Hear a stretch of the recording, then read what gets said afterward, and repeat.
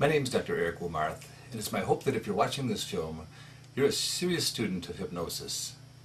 Defining hypnosis has always been difficult.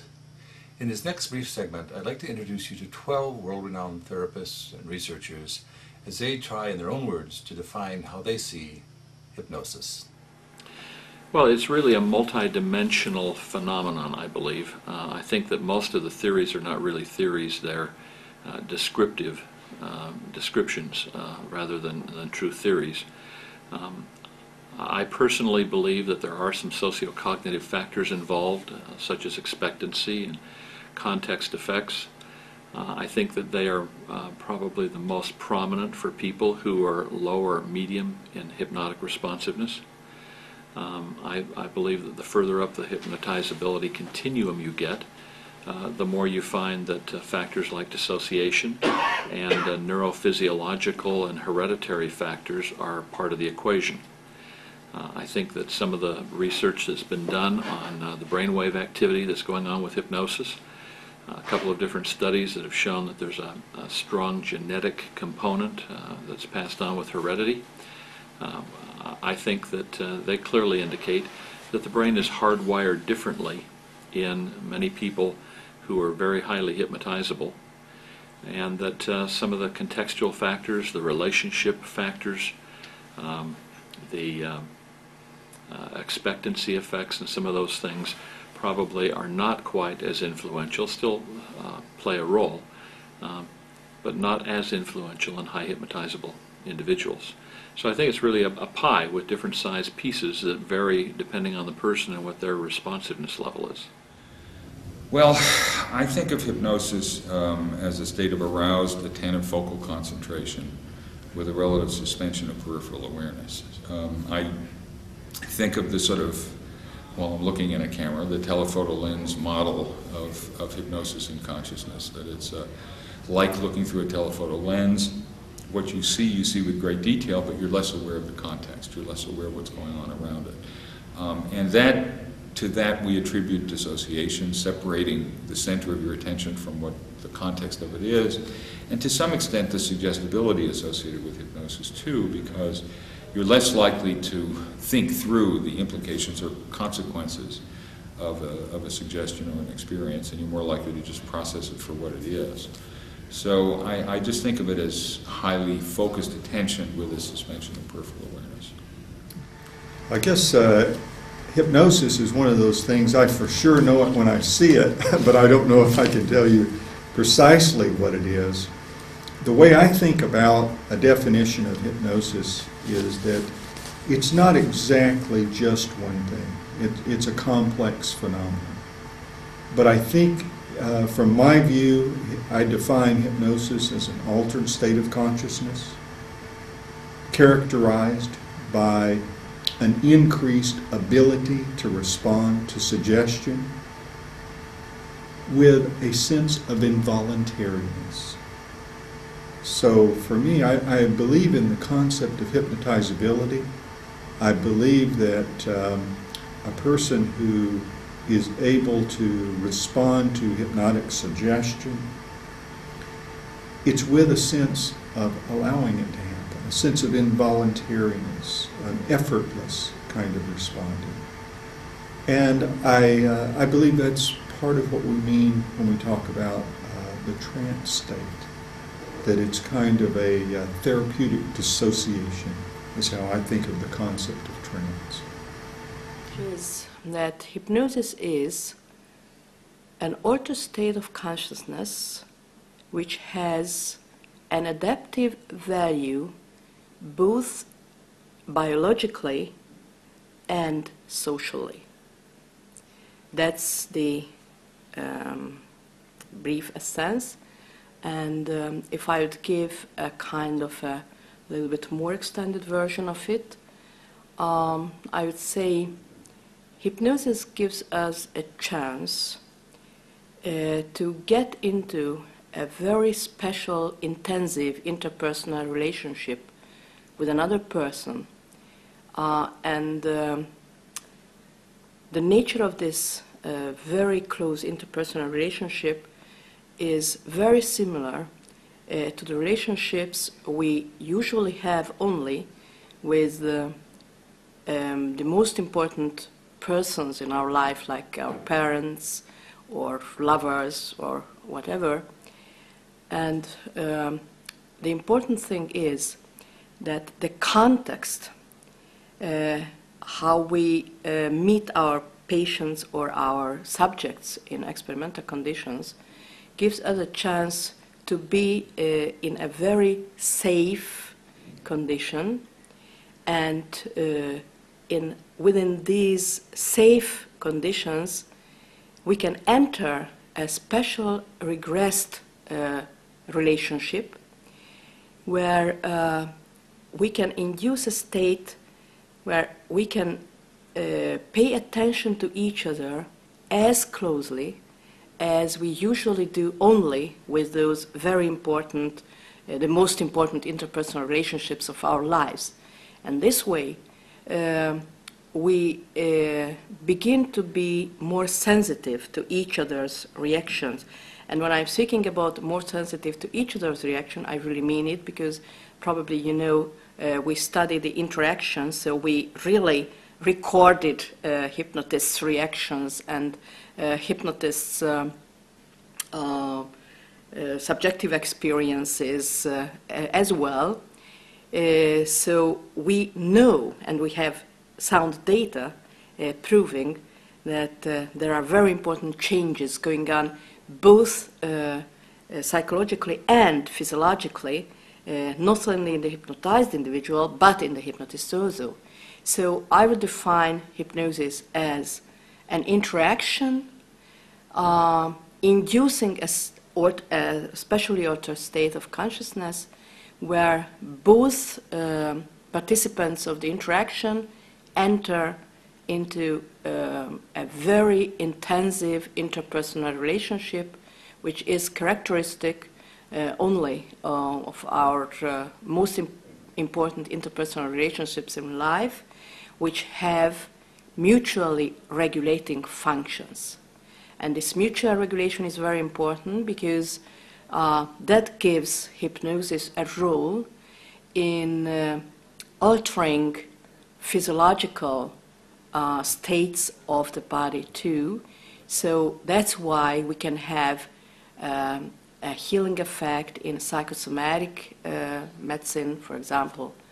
So hypnosis can open new horizons for both participants of the hypnosis interaction, actually.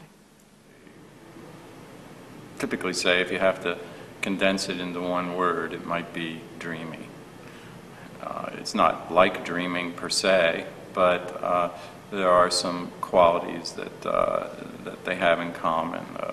A sort of like with dreams, a kind of suspension of the usual day-to-day kind of critical thinking and executive functioning that people have.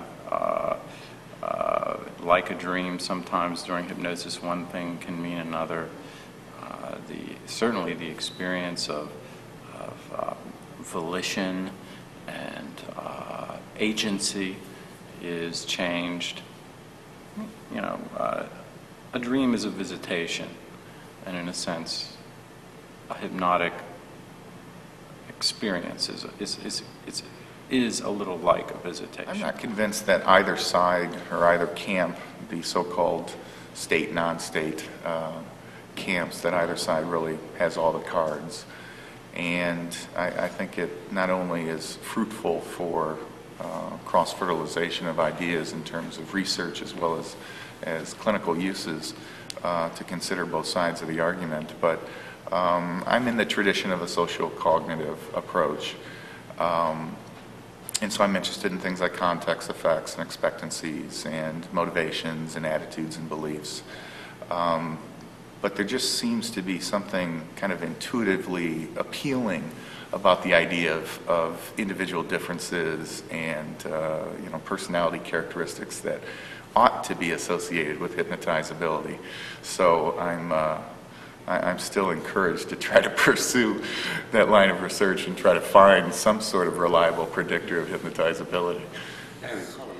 To me, hypnosis is primarily, I guess, a social interaction that asks people to use particular skills, and it's skills that they have all the time and they use in different circumstances, but hypnosis is one that brings those skills out of becoming absorbed, focusing their attention, and wanting to go along with the hypnotist. I think that the fundamental aspect of hypnosis is an alteration of how people experience themselves in the world, that their behaviours don't necessarily change, but that they're surprised and amazed by the quality of their experience. And I essentially believe that that's something that they can create themselves with a little bit of help from the hypnotist, but mostly via their own imaginative skills and attentional skills and ability to just get really involved in these unusual experiences. Well, I really don't know what hypnosis is. I don't think that some kind of theoretical approach of hypnosis may be useful, at least to date. I prefer a not operational way to approach hypnosis. Let me say something that helps us to understand what can differentiate hypnosis from other different states of consciousness. I prefer to think of hypnosis in terms of a process rather in terms of a state. And a process is a very complex thing. Even consciousness is a process. It is easier for us to say what is a pathological comatose state, but not what is consciousness. The same may apply to hypnosis. I guess the way I think about hypnosis is that it's an agreement between a person designated as the hypnotist and a person designated as the patient or client to undergo a procedure or a psychotherapeutic technique where the hypnotist makes suggestions to the patient or client for changes in things like affect, cognition, thoughts and feelings is another way to say that, behavior, for the patient's benefit. When I think of hypnosis, I don't tend to think of it in definitional terms because I'm not sure any one definition succeeds and certainly has not satisfied everyone in the field. My training led me to the notion of hypnosis as an aspect of persuasion. And so the sociocognitive model is one that does have appeal to me. But I do think that people have pre-existing propensities or capacities for hypnosis. And that hypnosis can put somebody in what is called an altered state. So I don't feel myself bound by any traditional school. I think hypnosis actually blends all of them. Yes, hypnosis is an altered state of consciousness in which we're dealing primarily with the patient's unconscious mind. So what the person says consciously means nothing. If they say, I want to stop smoking, it doesn't mean a thing. It's consciously, it's what it means unconsciously. If they say, I'm hoping this pain will come under control, let's hope that they also mean that unconsciously, because if they do, it'll work that way. If they don't, it will not. So it's the unconscious desire for this to work that makes it work. Perspective was that hypnosis doesn't exist, and that hypnosis is a construct of convenience. It's a title that we put on our experience, and there's three components of experience: a contextual component, a psychological component, and an interpersonal component. So if we look at the phenomenology of hypnosis, we would say that hypnosis was composed of a context where you directly or indirectly define the situation as hypnosis. It's composed of a psychology. The psychology, the individual psychology, is that you change your attention, you modify your attentional processes, you modify the intensity of experience. So the intensity of experience becomes more or less vivid. There's a plasticity of experience. For example, relaxation could be more vivid. For example, the passage of time could be less vivid. And the third component, psychologically, is dissociation. Dissociation in three senses. Dissociation meaning that something just happens, like images just happen, memories just happen, or there's a sense of being a part of and apart from the experience, which would mean that there's a sense of being here and not here at the same time. Hypnotized people often say, well, I was here, I knew I was here, but I was there. I was involved in the imagery of the moment, or I was involved in the memories, and also a sense of destabilization.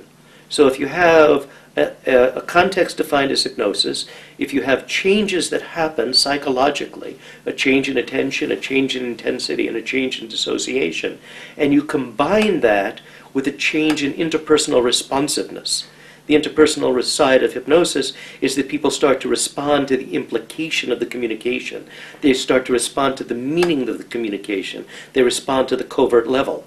Now, if you take those 5 factors, defining the context, the 3 psychological changes, and the change in interpersonal responsiveness, and you put those together in some combination. What combination, we can't say. Because some people just change their attention, they'll say, I'm hypnotized. Some people will start to have dissociative experience, they'll say, I'm hypnotized. Some people, you say, let's do hypnosis, you just define the context, and they say, okay, I'm in a trance. Some people need that interpersonal responsiveness to say, I'm in a trance. But if you have some combination of those things, people will say, they will title their experience, I'm hypnotized. And so hypnosis is a construct of convenience, but so is love, and so is curiosity, and so is good humor. There's just a construct of convenience. And by deconstructing hypnosis into its component parts, we can set into motion a series of events that we could call hypnotic induction. And when people start to experience that series of events, then they will title their experience, I'm hypnotized. So I think that it's wrong to think about hypnosis as a singularity. There's no singularity to love. There's no singularity to good humor. It changes over time, and the elements that compose good humor or love or hypnosis change over time. And so thinking about hypnosis as being a scientific fact is a very difficult and challenging thing to do. Hypnosis is more in the realm of a very personalized experience. You see